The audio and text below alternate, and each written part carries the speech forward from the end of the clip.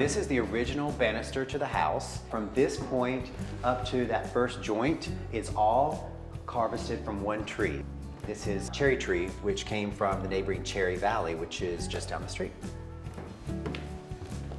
Here we are in the upstairs hallway, which was designed in the house for the purpose of ventilation, but this would have also been used as the ladies' parlor.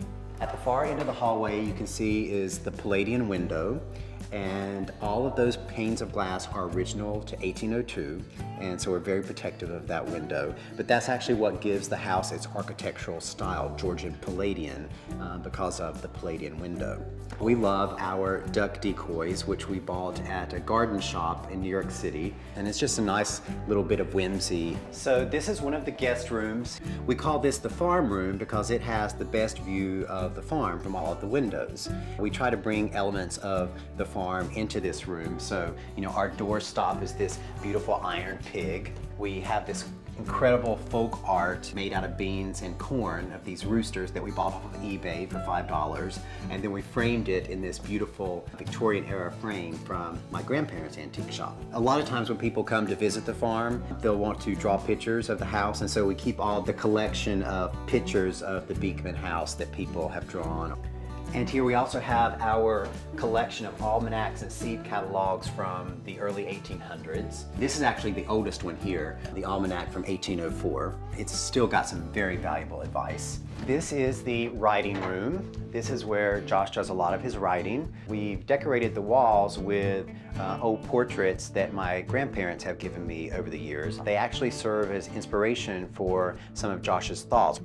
This is a book cabinet that my grandfather and I built together. It was my graduation present from medical school. It's a very special piece.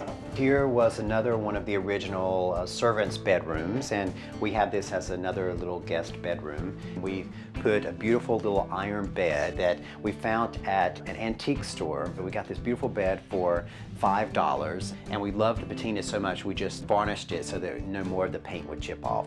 This is another cabinet that my grandfather built. He made this out of pine, and we now use this as one of our linen cabinets. Let me tell you, that thing was a bitch to get up the stairs. And this is the attic. We also call this our man cave because we have these big cushions and we just relax here and watch TV. Do I look relaxed?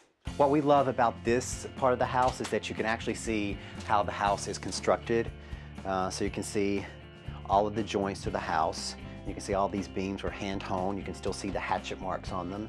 Now this is a picture of the downstairs hallway of the house in the 1960s. Before it was restored, the house was abandoned for about 50 years.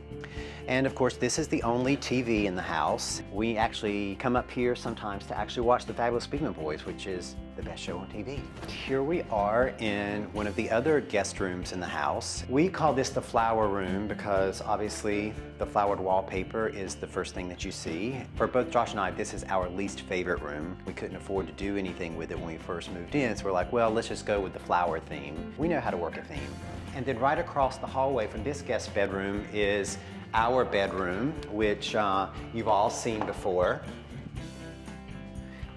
Josh is naked, so we're not going to do that right now. But let's go see something you've never seen before.